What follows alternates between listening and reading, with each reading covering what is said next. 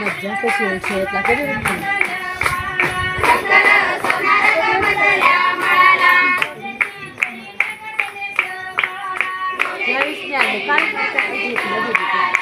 Photo पाठवला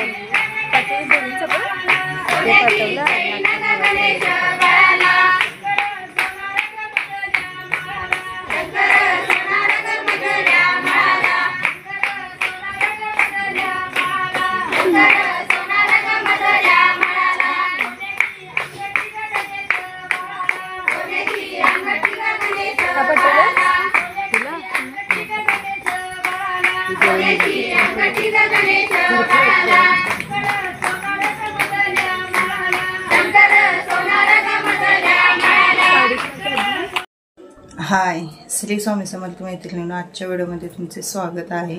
आज वार आहे गुरुवार, शुभ गुरुवार सर्वांना। आणि संध्याकाळचे वाजले असतील 4 साडेचार। चहा वगैरे झालेला आहे।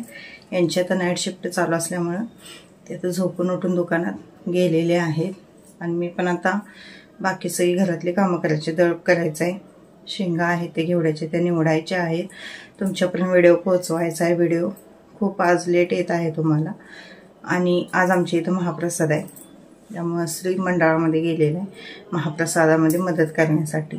आणि गणपती बाप्पा गेले की घरात गमत नाही, त्या जागेकडे पहिले कसं तर वाटतं, कारण 7 दिवस ज्यावेळी असतात त्यावेळी कायम असं गजगज असतं आणि घरातलं वातावरण सुद्धा खूप प्रसन्न असतं। त्यामुळे गणपती बाप्पा गेले की अजिबात 1-2-3 दिवस तर काय गमत नाही। आणि ह्या 2-3 दिवसात मी काय दुकानात गेलेले नाही, कारण की यांचंच काम होतं दुकानात, ब्लाउजांची वगैरे कामं होती, त्यामुळे तेच गेलेले आहेत, मी काही गेलेले नाही। तर मैत्रिणींनो, गौरी गणपतीचे मी जे व्हिडिओ तुमच्यापर्यंत पोहोचवली, आमच्या इकडची जी पद्धत तुम्हाला दाखवली, कसे वाटला तुम्हाला व्हिडिओ ते प्लीज कमेंटद्वारे मला कळवत जावा। कसं होतं, आमच्या पद्धती मी तुमच्यापर्यंत पोहोचवत असते, मग तुम्हाला त्या म्हणजे व्हिडिओ बघण्यासाठी कसे वाटतात, काय वाटतात ते कमेंटद्वारे नक्की कळवत जावा। प्रत्येक भागाला वेगवेगळ्या पद्धती असतात। आता आमच्या इकडं पानांच्याच गौरी असतात, तुम्ही बघितलेलं आहे। एकेकांच्याकडे मुखवटे असतात, मुखवट्यांच्या गौरी छान वाटतात, पण ते कसं असतं, परंपरागत म्हणजे जशी आपली परंपरा असते तसंच आपल्याला करावं लागतं। मुखवट्यांचं आधीपासून आपल्या घरात असलं तर म्हणजे केलं तर चालते, आपण नवीन पद्धत काय पाडून नाही चालत।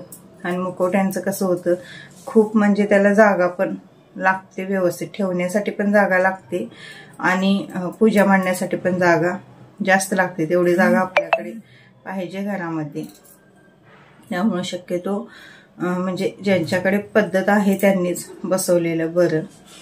आणि मुखवट्यांचं कसं असतं, छान वाटतात ते, तर माझ्या बहिणीकडे वगैरे आहेत मुखवटे, आमच्या इकडे काय नाही आहेत। जसं आपलं आहे तसं पुढं नेलेलं बरं असतं।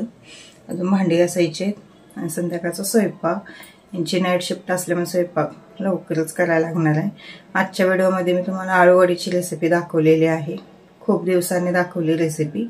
खूप दिवस झाला आळूवडी मी केली नव्हती, म्हणून म्हटलं आपण जी गौरीच्या वंशाची जी बाजार करायला गेलेली त्यावेळी आणलेली होती आळूवडीची पानं।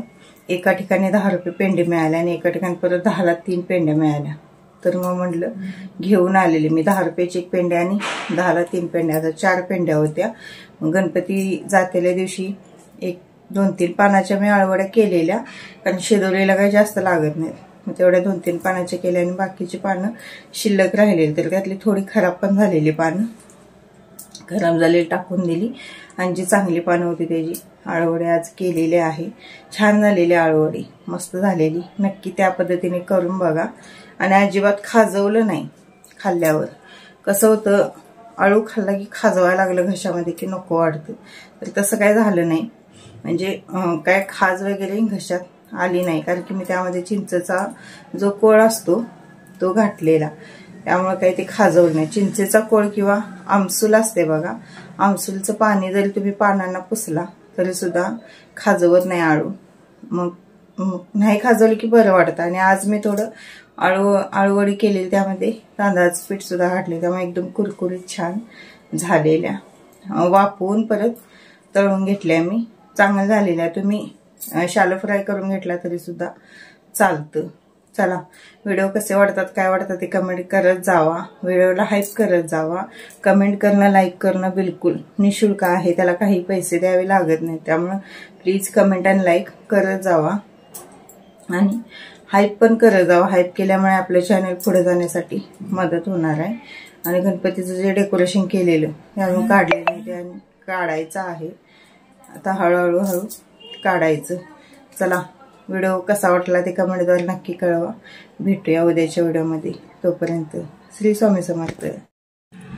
तर मैत्रिणींनो, आमच्या इथल्या मंडळामध्ये आज सत्यनारायण पूजा आणि महाप्रसादाचे आयोजन केलेले आहे. मग श्री पण गेलेला होता सगळी तयारी करायला आणि त्याने तिथलं थोडंसं शूट करून आणलेलं आहे.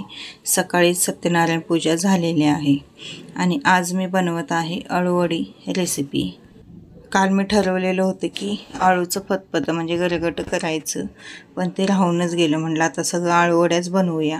तर यामध्ये मी पेस्ट बनवलेली आहे. आलं, लसूण, हिरवी मिरची, जिरं, कोथिंबीर घालून ती पेस्ट बनवलेली आहे, थोडासा ओवा घालून.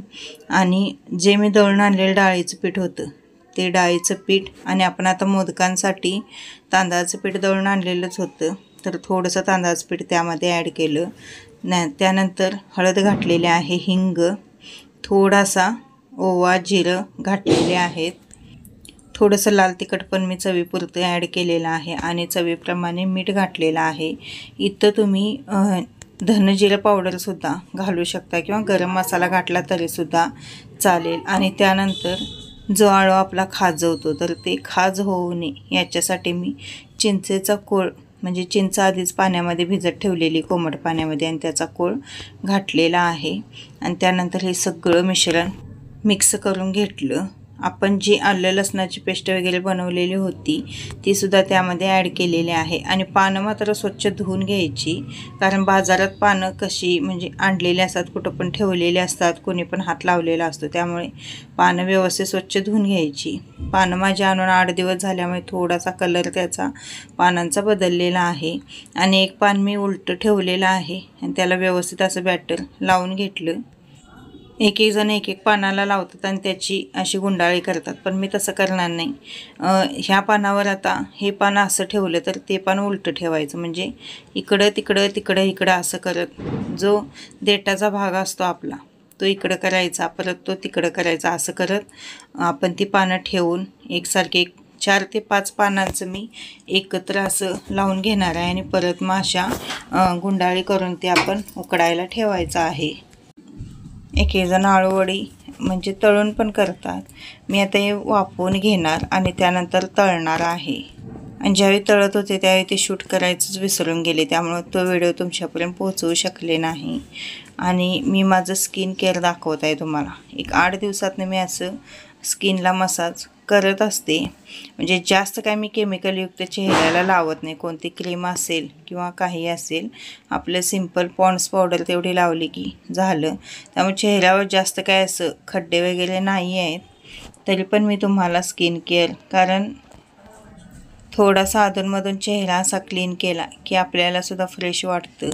तर मी ॲलोवेरा जेल घेतलेला आहे इथं आणि थोडंसं हातावर घेऊन ते व्यवस्थित सगळीकडे मसाज करून घेत आहे.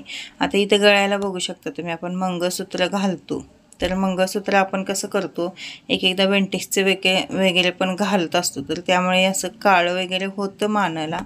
त्यामुळं ते व्यवस्थित असा मसाज केला की ते म्हणजे थोडंसं हे होतं, ते डाग असतात ते निघून जाण्यास मदत होते. त्यामुळे अधूनमधून असं स्किन केअर केलेलं बरं असतं.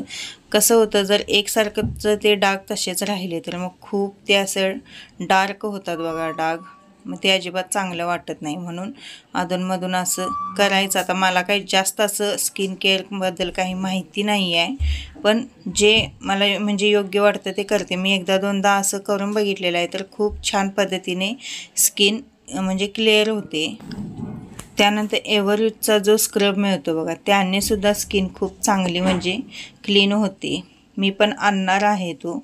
मी 1-2दा लावून बघितलेला आहे, त्यानं पण क्लीन होते, पण त्याच्यापेक्षा मला हा बेस्ट ऑप्शन वाटतो स्किन म्हणजे क्लिअर होण्यासाठी.